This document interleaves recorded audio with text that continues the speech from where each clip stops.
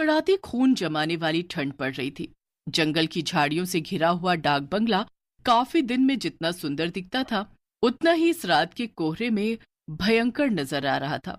डाक बंगला या यूं कह लीजिए सरकारी गेस्ट हाउस, जहां सरकारी कर्मचारी, नौकरशाह और मंत्री लोग रुक सकते हैं। उस रात मनमोहन अपनी बीवी अनु, बेटे रवि और बेटी जीविका के साथ वहां रुकने आया होता है। वो एक आम आदमी होता है, इसलिए भुगतान भरकर वो वहां ठहरता है। अब कोई गेस्ट हाउस नजर ही नहीं आ रहा है मुझे, इसीलिए यहाँ आना पड़ा। माफ करना रवि बेटा। क्या पापा आप भी? ये डाक बंगला कितना खौफनाक नजर आ रहा है। इसमें हम अगले 2 दिन कैसे बिताएंगे? रवि बेटा, कॉलेज का लास्ट ईयर चल रहा है तुम्हारा, इतने बड़े हो गए हो फिर भी इतना डरते हो। अब हम भी क्या करें? अगले 2 दिनों तक इस गांव से बाहर मौसम खराब होने की आशंका है और साथ ही भूकंप आने की भी। अरे मेरे डरपोक भाई, तुम कब सुधरोगे? अरे उल्टा इस डाक बंगले की खूबसूरती को देखो ना, यहाँ की शांति में कितना सुकून है। उफ। चुप रहो जीविका। वो चारों अपने अपने कमरों में आराम करने चले जाते हैं। रवि और जीविका एक कमरे में सोते हैं और मनमोहन और अनु एक कमरे में। जब जीविका आराम कर रही होती है, तभी अचानक से रवि को बाहर से किसी के हंसने की आवाज आती है।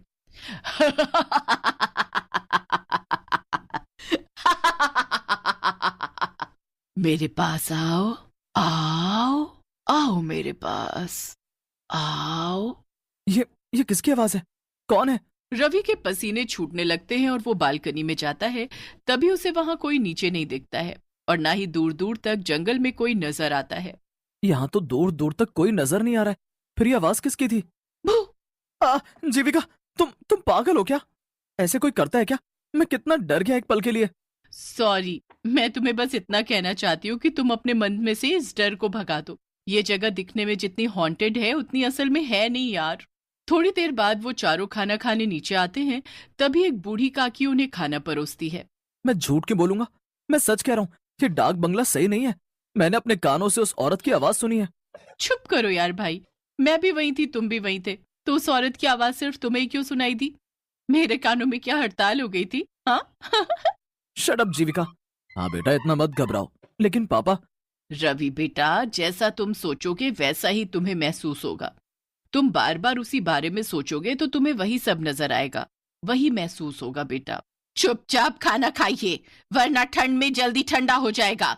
वैसे भी डाक बंगले की दीवारों को शांति पसंद है, हल्ला नहीं। जी काकी।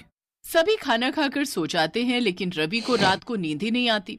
वो हर वक्त बस उस आवाज के बारे में ही सोचता है। तभी उससे कमरे का दरवाजा अपने आप धीरे धीरे खुलते हुए दिखाई देता है। ये क्या? ये दरवाजा अचानक से कैसे खुल रहा है? ये सब क्या हो रहा है? दरवाजा अपने आप खुल जाता है और रवि बिस्तर से उठकर हिम्मत जुटाते हुए दरवाजे के पास जाता है।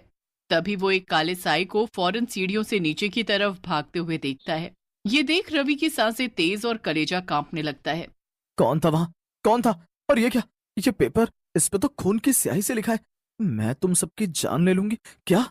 तभी रवि बहुत ज्यादा डर जाता है और वो तुरंत मनमोहन, अनु और जीविका को उठाकर उन्हें सब कुछ दिखाता है और साथ ही वो पेपर भी दिखाता है। मेरा यकीन कीजिए माँ पापा, मैं झूठ क्यों बोलूं भला? मैंने सच में किसी काले साए को सीढ़ियों से नीचे की तरफ भागते हुए देखा है। और ये पेपर, इस पर खून की स्याही से लिखा है, देखो आप। उस पेपर से वो सब लिखा हुआ मिट चुका था। ये देख रवि के होश उड़ जाते हैं। ऐसा कैसे हो सकता है? रवि एक काम करो, तुम और जीविका हमारे कमरे में सो जाओ। चारों एक साथ सोएंगे तो किसी को डर नहीं लगेगा। लेकिन पापा, मैं डर नहीं रहा, मैं बस मेरी और आपकी सबकी भलाई के लिए कह रहा हूँ। यहाँ से चलिए। आप सब भूत प्रेत में विश्वास नहीं करते होंगे, लेकिन मुझे है। रवि भाई, तुम कुछ ज्यादा ही सोच रहे हो। बस रवि, चलो सोने। अब और कुछ नहीं सुनना है हमें। पहले ही तुम्हारे पापा और मैं बहुत थक चुके हैं। कोई रवि की बात समझने की कोशिश ही नहीं करता और सब एक ही कमरे में सो जाते हैं। जैसे तैसे रात गुजर जाती है। अगले दिन रवि उस बूढ़ी काकी से पूछता है, काकी, यहाँ इस डाक बंगले में केवल मैं और मेरा परिवार ही रुका हुआ है, यहाँ और कोई नहीं रुकता क्या? लोग यहाँ रुकने आते हैं, लेकिन अभी इस समय नहीं है। हटो यहाँ से, मुझे बाहर जाना है। रवि दिन में उस बंगले को अच्छे से देख लेता है। मनमोहन, अनु और जीविका बाहर बैठकर बातें कर रहे होते हैं। अरे रवि भाई, आओ हमारे साथ बैठ जाओ, वरना फिर कोई भूत आकर आपको परेशान कर लेगा। बस जीविका, कितना परेशान करोगी तुम उसे चिढ़ा चिढ़ा कर। ओके बाबा, सॉरी।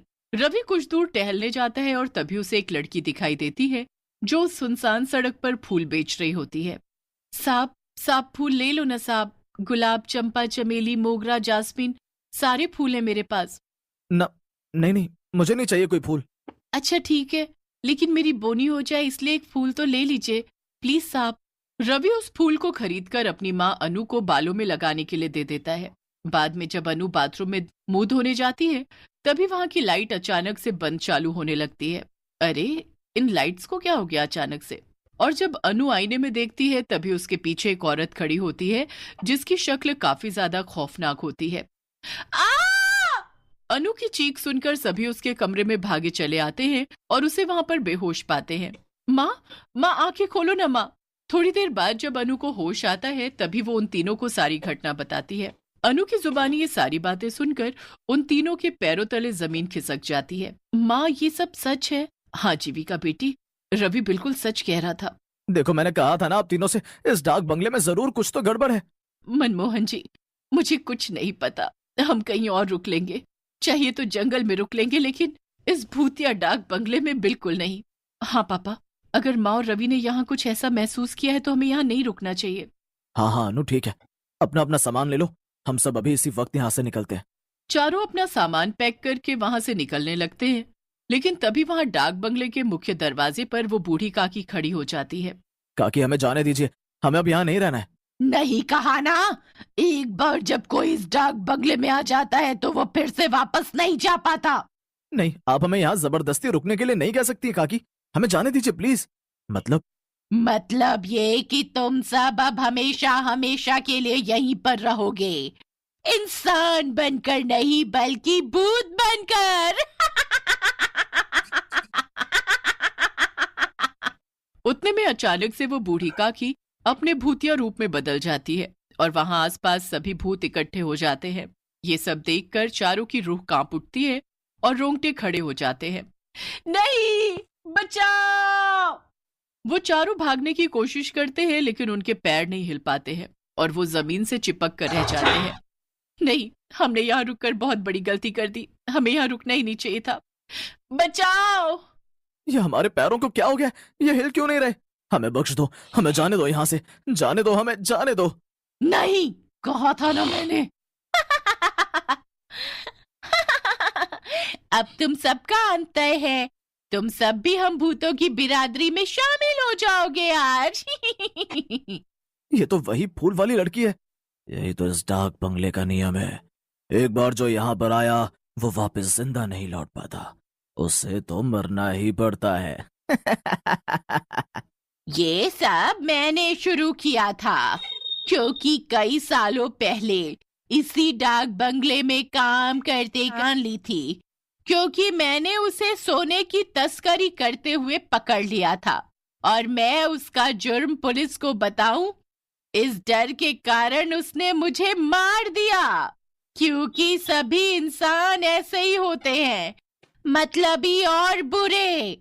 सारे भूत अब उन चारों के पास आने लगते हैं और चारों काफी ज्यादा घबरा जाते हैं, लेकिन तभी हम यहाँ से भाग तो नहीं सकते, लेकिन अपने मुंह से भगवान को याद तो कर सकते हैं। माँ, पापा, जीविका, हनुमान जी ही अब हमें बचा सकते हैं। वो चारों एक साथ हनुमान चालीसा बोलना शुरू कर देते हैं। जय हनुमान ज्ञान गुण सागर, जय कपीस तिहु लोक उजागर, रामदूत अतुलित बलधामा, अंजनी पुत्र पवन सुत नामा। बंद करो, बंद करो।